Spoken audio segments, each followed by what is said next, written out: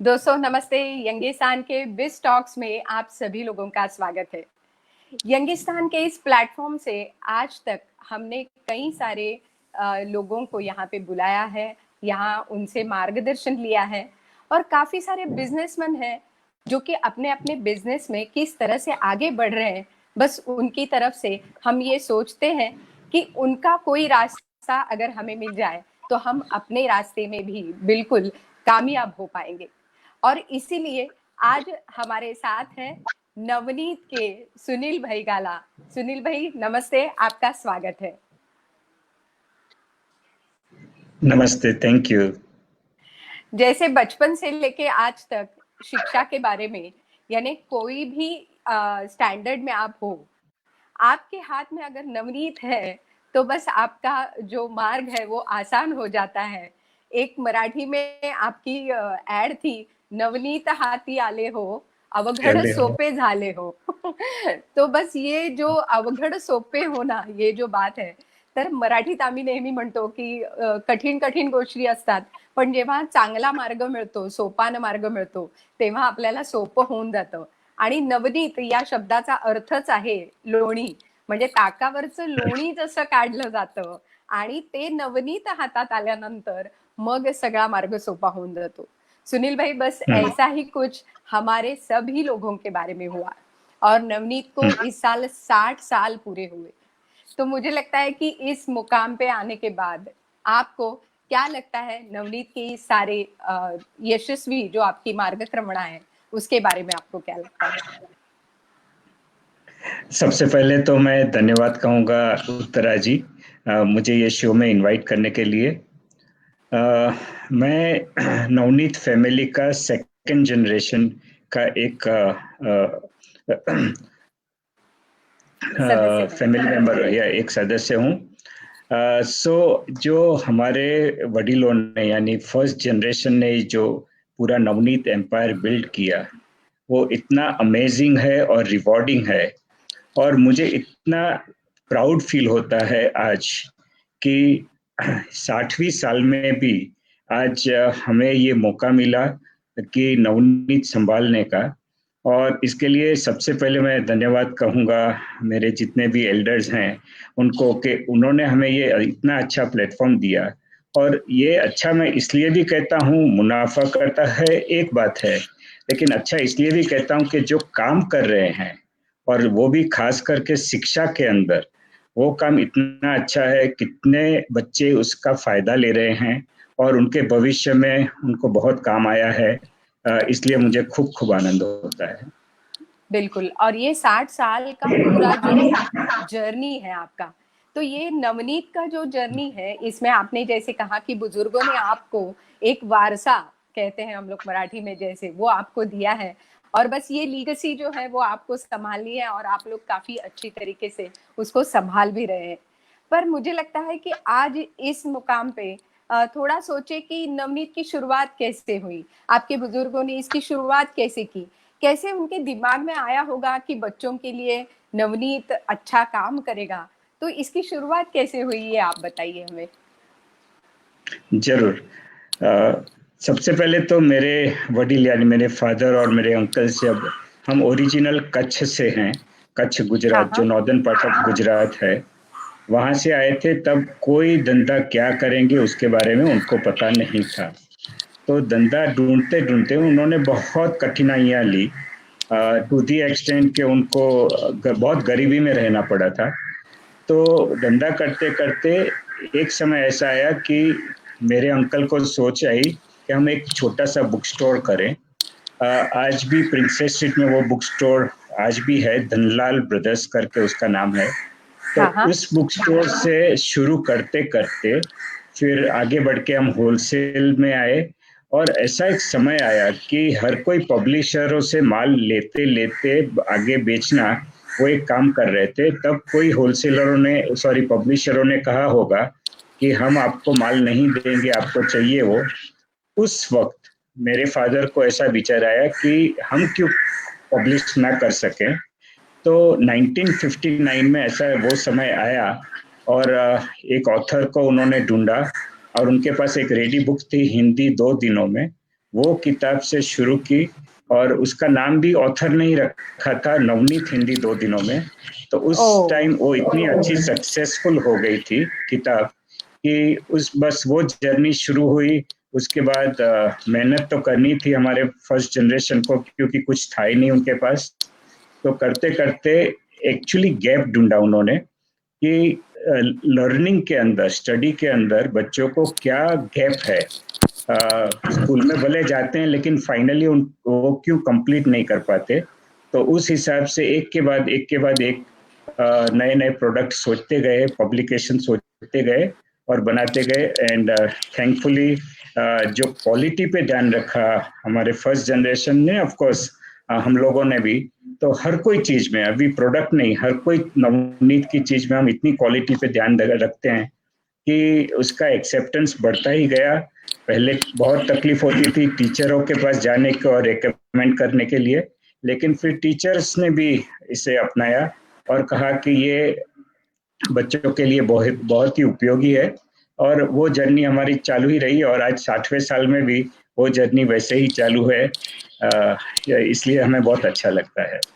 बिल्कुल बिल्कुल। और मुझे लगता है कि सारे शिक्षकों का भी इसमें विश्वास है, और बच्चों के लिए एक आसान तरीका, पढ़ने का एक आसान तरीका शायद नवनीत ने दिया है।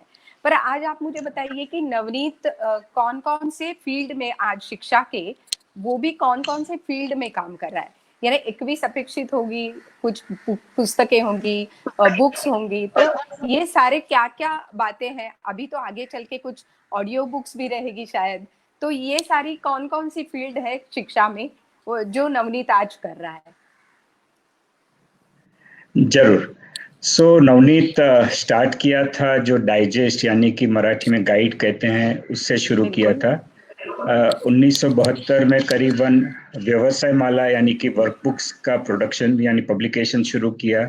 और सबसे प्रचलित जो बच्चों में है, खास करके 10th स्टैंडर्ड के बच्चों में, 21 अपेक्षित प्रश्न संच, 21 क्वेश्चन सेट्स, वो शुरू किया। ये 3 सीरीज जो आज भी हमारी चल रही है। उसके बाद करीबन 1990 में हमने चिल्ड्रन बुक्स की सीरीज शुरू की। आज भी करीबन मोर देन 1500 पब्लिकेशंस होंगे जो हर साल हम बेचते हैं चिल्ड्रन बुक्स, और वो पूरे भारत में बेचते हैं। साथ साथ में ये करते करते ख्याल आया कि बच्चों को अच्छी क्वालिटी स्टेशनरी नहीं मिल रही, या तो मिल भी रही है तो उसके अंदर बहुत सारा गैप ये था कि ट्रांसपेरेंसी नहीं थी। कुछ भी प्राइस लगाते थे, चाहे वो बुक सेलर हो, मैन्युफैक्चरर हो या रिटेलर हो।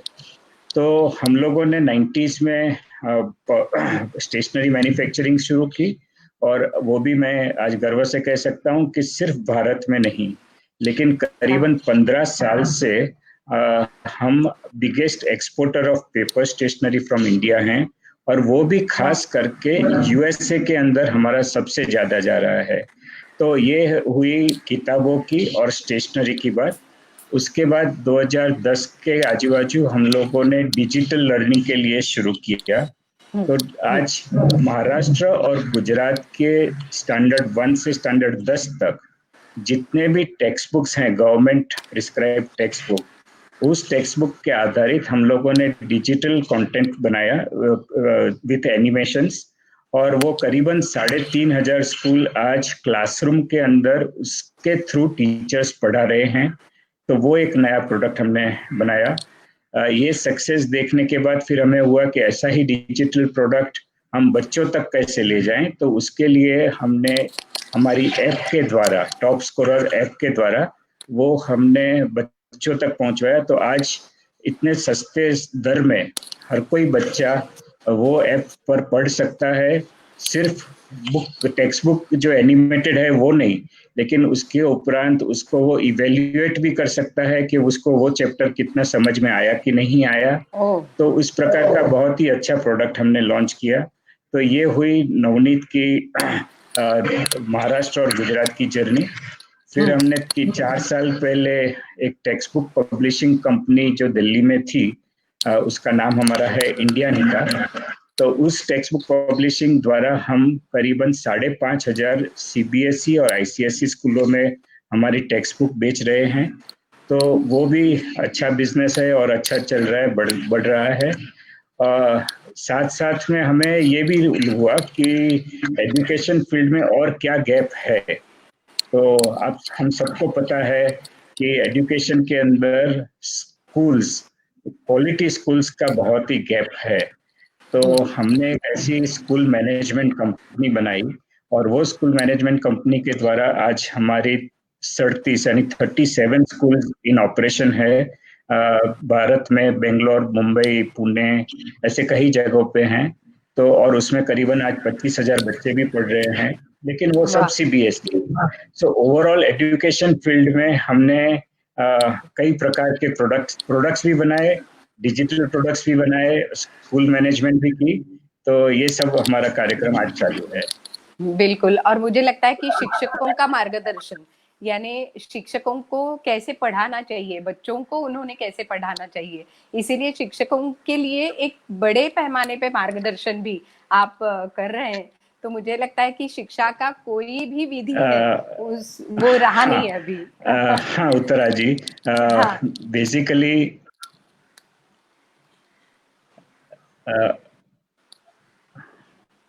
हाँ, बताइए। शिक्षकों के एजुकेशन के बारे में आप कुछ बताने वाले थे।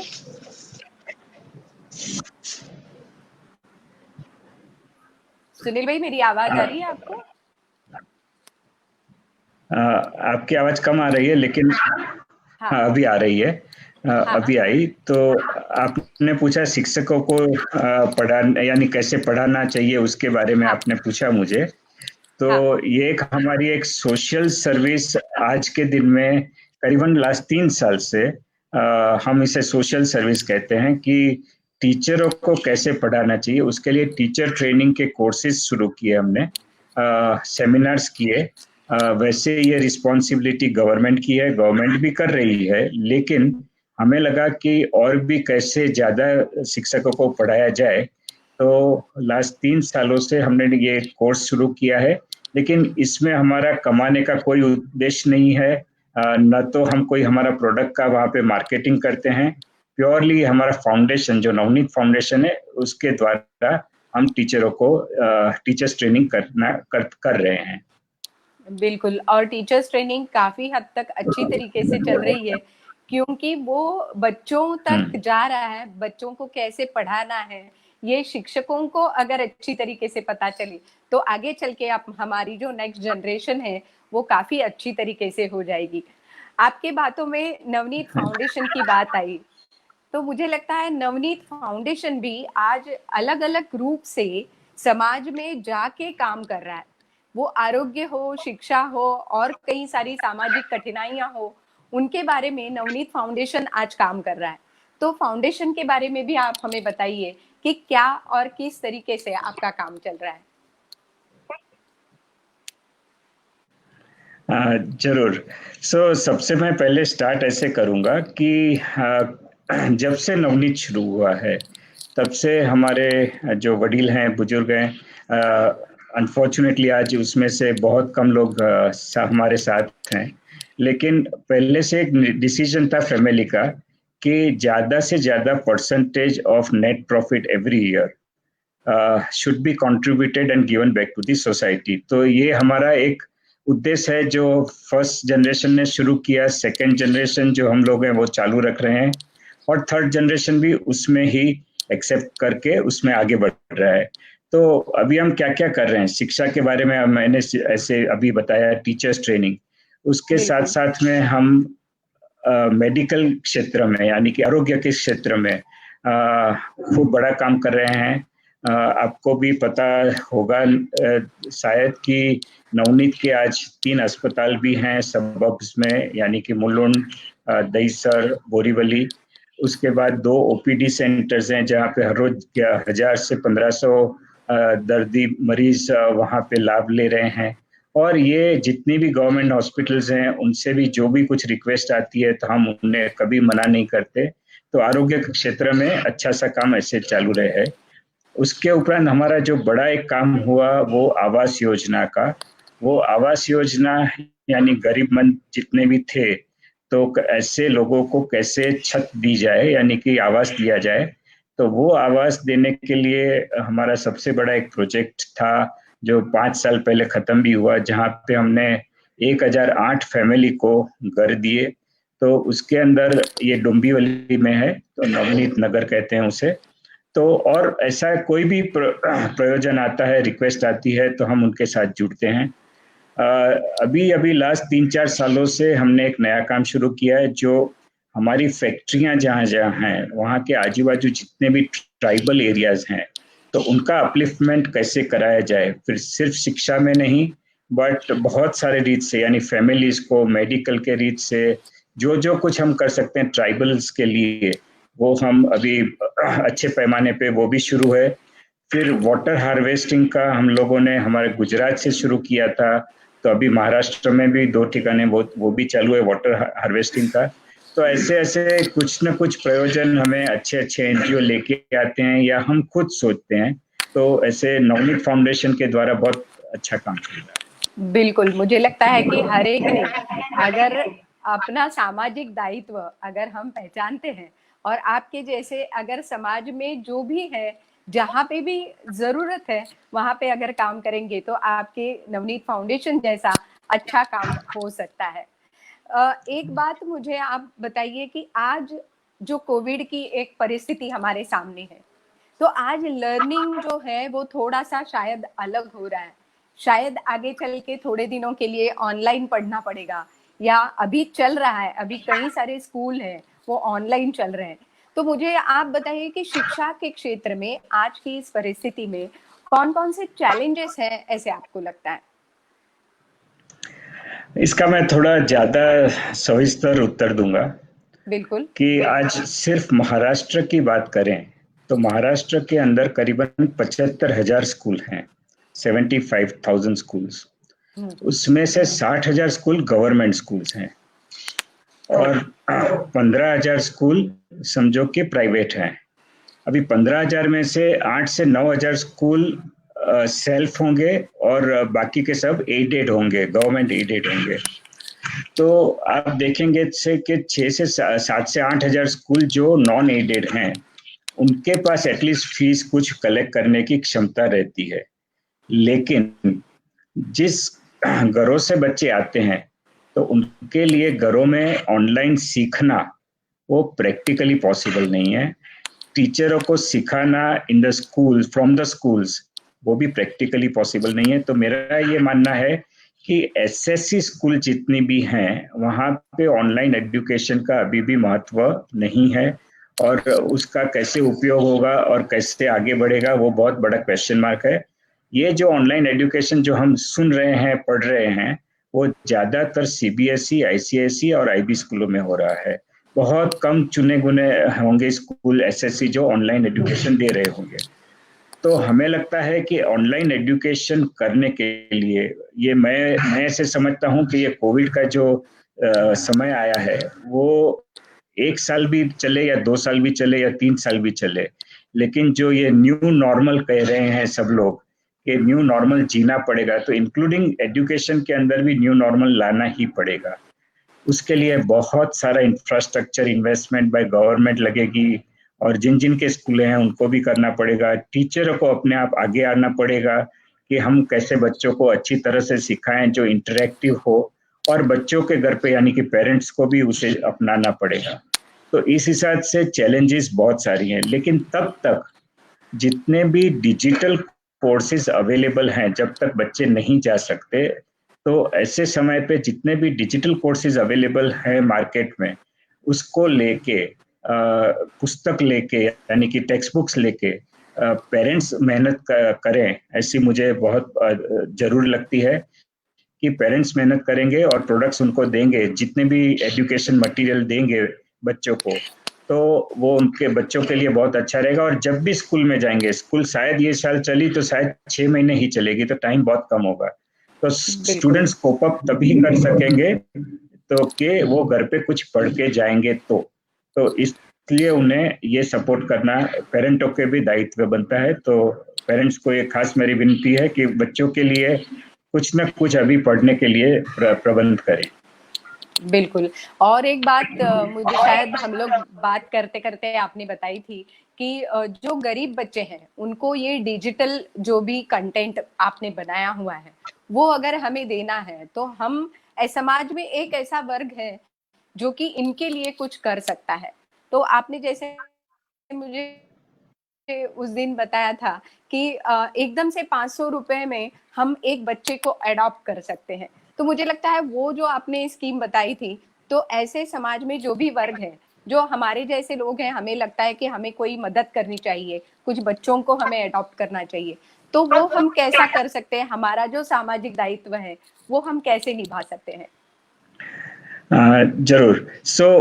ये जो हमने ऐप के द्वारा प्रोडक्ट तैयार किया है, बच्चे बच्चे जो डायरेक्ट पढ़ सकते हैं, तो उसका खर्चा तो हमें बहुत ज़्यादा है, लेकिन हमने सोचा कि हम नवनीत फाउंडेशन के द्वारा, बाकी का खर्चा नवनीत भुगतेगा, लेकिन नवनीत फाउंडेशन द्वारा ऐसी एक स्कीम दें और हर कोई व्यक्ति को ऐसी इच्छा होगी ही होगी कि मैं 500 रुपये में एक बच्चे को पढ़ा सकता हूँ या सकती हूँ, तो वो उनको बहुत ही अच्छा लगेगा पूरे साल भर।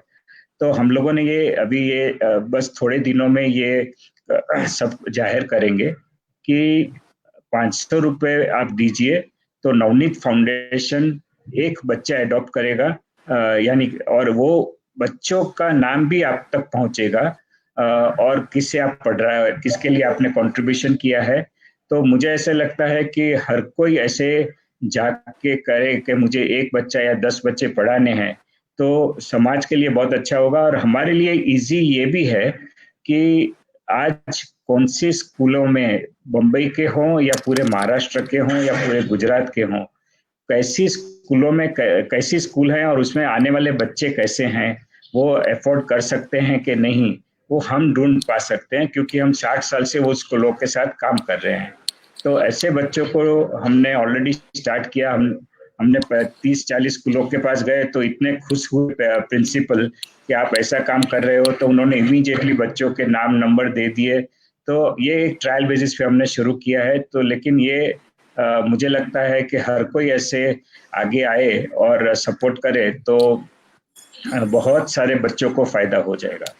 बिल्कुल। और मुझे लगता है कि ऐसे गरीब बच्चे कि जो ये कर नहीं पाएंगे, शायद उसका खर्चा कर नहीं पाएंगे, पर समाज का एक वर्ग है जो कि ये खर्चा आराम से कर पाएंगे और एक सेटिस्फेक्शन जो है वो भी हमें मिलेगा कि हम कुछ बच्चों को पढ़ा रहे हैं या बच्चों का पढ़ाई का खर्चा हम उठा रहे हैं, तो इसका एक आनंद भी मिलेगा, एक सेटिस्फेक्शन भी मिलेगा। बिल्कुल सुनील भाई, आपने पिछले 60 साल का एक जो जर्नी है वो हमारे सामने रख दिया है, पर अब इसी को एक बिजनेस के एंगल से अगर देखें तो एक जर्नी है ये एक बिजनेस की। तो आप आज कोई नए बिजनेसमैन है, कोई यंग एंटरप्रेन्योर्स है, उनको क्या कहेंगे कि उन्होंने किस तरीके से सोचना चाहिए, अपना बिजनेस किस तरीके से बढ़ाना चाहिए और उसके लिए उनके पास कौन सी क्वालिटीज होनी चाहिए, क्या बताएंगे आप? ये बहुत अच्छा क्वेश्चन पूछा आपने कि क्या करना चाहिए कोई भी नए बिजनेस के लिए। मैं ये पहले एक्सेप्ट करता हूँ कि कोई भी बिजनेस अभी शुरू करके उसको बढ़ाना, ये आज के समय में बहुत चैलेंजिंग चीज है। ये मैं एक्सेप्ट करता हूँ, लेकिन साथ में पॉसिबल है। और पॉसिबल कैसे है कि आप एक छोटे पैमाने पे जब बिजनेस कर रहे हैं तो उस पे हर वक्त इतना फोकस करिए कि बिजनेस में, यानी कि स्टेक होल्डर्स जितने भी रहते हैं, खास करके जब आपका बिजनेस छोटा है, तो कस्टमर क्या चाहते हैं उनको ध्यान में रखते हुए नया नया कुछ ना कुछ इनोवेट करिए और फुल्ली इन्वॉल्व रहिए, ग्राउंड रियलिटीज जानिए, ये बहुत ही जरूरी है। उस लेवल को पार करने के बाद फिर थोड़ा आपको डेली ऑपरेशन से बाहर आके अच्छे और बच्चे लाने चाहिए कि जो काम कर सके, डे टू डे ऑपरेशंस कर सके, और आप सिर्फ सोचो कि मैं नेक्स्ट क्या कर सकता हूँ। ये पिरामिड जैसे जैसे होगा ऐसे बढ़ाते जाना चाहिए, तो ऐसे धीरे धीरे बढ़ाता जाना चाहिए। अभी ये तो हुई काम करने की पद्धति की बात कर रहा हूँ। साथ साथ मैं ये भी कहूँगा कि कोई भी बिजनेस होगा, अभी कोविड का भले टाइम है, लेकिन कोई भी बिजनेस के अंदर डिजिटल क्या कर सकते हैं। फिर डिजिटल के साथ मैं ये नहीं कहता कि एजुकेशन रिलेटेड हो, यानी वो डिजिटल हो सकता है, लेकिन कोई भी धंधा उसमें बिजनेस के अंदर हो या बिजनेस के बाहर डिजिटल का उपयोग बहुत ही करना आवश्यक है। डिजिटल यानी आर्टिफिशियल इंटेलिजेंस के साथ इतना सारा आपको डेटा मिलेगा कि आप कस्टमर को जान पाएंगे, कहाँ से माल लेना है वो जान पाएंगे, सबकी चॉइस क्या है वो पता चलेगी। उस प्रकार से आप बिजनेस को डेवलप करते जाइए, प्रोडक्ट बनाते जाइए और आगे बढ़ते जाइए। ये सब करोगे तो आई एम वेरी कॉन्फिडेंट कि आप आगे बढ़ोगे ही बढ़ोगे। साथ साथ में ये तो मैंने थोड़ी ऐसी बातें की कि जो सब में खर्चा लगता है, तो साथ साथ में मेरा ये भी कहना है कि आज के दिन में नए नए अच्छे एंटरप्रेन्योर्स हैं, उनको सपोर्ट करने के लिए भारत सरकार ने, आरबीआई ने बहुत सारी स्कीमें भी निकाली है और उनका जरूर फायदा लें। अपार्ट फ्रॉम दैट उसके साथ साथ में एनबीएफसीज हैं, उनके पास जाएं।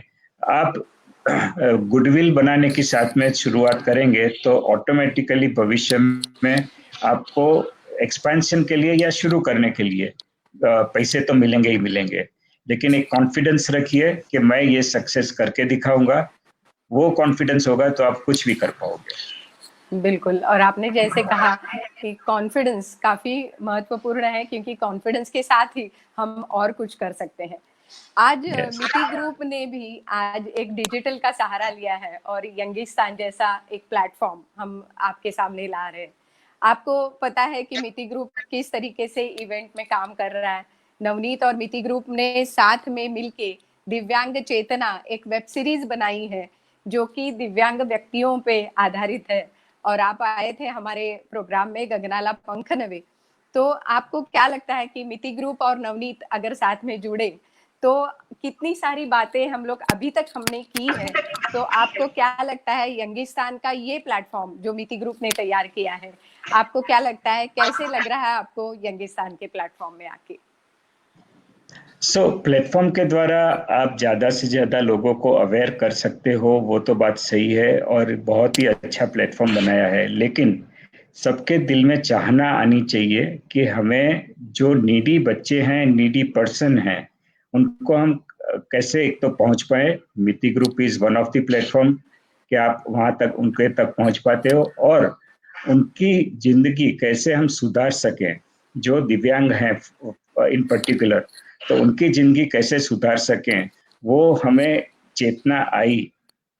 तो मुझे लगता है कि ये मिति ग्रुप का जो प्रयोजन है या प्रोग्राम है, उस हिसाब से उसमें बहुत लोग जुड़ेंगे और ज्यादा से ज्यादा आप काम कर सकेंगे, ऐसी मुझे खातरी है, कॉन्फिडेंस है कि ऐसा ही प्रोग्राम आप चलाते रहिए और आप जहां जहां भी जो जो काम करना चाहें, नवनीत फाउंडेशन, नवनीत ग्रुप आपके साथ में है। बिल्कुल, थैंक यू सो मच, क्योंकि आप जैसे नवनीत का ब्रांड, अगर नवनीत हमारे साथ है, नवनीत फाउंडेशन हमारे साथ है, तो हमारा भी कॉन्फिडेंस और बढ़ जाता है कि हम और कुछ कर पाते हैं। आज यंगिस्तान के माध्यम से जो यंग एंटरप्रेन्योर है उनको भी आप अगर शुभेच्छाएं देंगे, तो ये प्रोग्राम अंत करते वक्त, प्रोग्राम के समारोह करते वक्त आप इन सभी यंग एंटरप्रेन्योर्स को आप अगर विशेष आपके जो है वो आप देंगे तो अच्छा रहेगा। सबसे पहले तो मैं सबको कॉन्ग्रेचुलेशंस करता हूं कि आप कुछ करना चाहते हैं या कर चुके हैं, शुरू किया है। तो मेरा तो यही मैं वर्ड रिपीट करूंगा कि आप पे कॉन्फिडेंस रखिए, भले कितनी भी कठिनाइयां आए उस कठिनाइयों का सामना करें, लेकिन पॉजिटिव रीत से ही आप सोचेंगे तो मुझे कॉन्फिडेंस है, मुझे भी कॉन्फिडेंस है कि आपको सक्सेस मिलना ही मिलना है। अभी इसमें कभी कभी नसीब की भी बात आती है कि किसी को 2 महीने में सक्सेस मिलता है, किसी को 1-2 साल के बाद मिलता है, लेकिन मिलना है वो जरूरी है। तो आप आपके कॉन्फिडेंस पे कभी भी हिलना मत और उस हिसाब से आप आगे बढ़ते रहिए। तो मुझे लगता है कि हर कोई यंगिस्तान इसमें आगे बढ़ ही पाएगा, और खास करके अभी इंडिया में तो इतनी सारी अपॉर्चुनिटीज आने वाली हैं, जो भी आप सबको पता है वर्ल्ड में क्या हो रहा है, तो उसको ध्यान में रखते आप कुछ भी काम सोचें तो उसको एकदम स्ट्रॉन्ग डेडिकेशन और विल पावर से करिए, तो आई एम वेरी कॉन्फिडेंट कि ये आप इसमें सक्सेस होंगे ही होंगे। Yes, thank you so much, क्योंकि आप इस प्रोग्राम में सहभागी हुए और आपने जो मार्गदर्शन किया उसके लिए मिति ग्रुप की तरफ से, यंगिस्तान की तरफ से बहुत बहुत थैंक यू वेरी मच।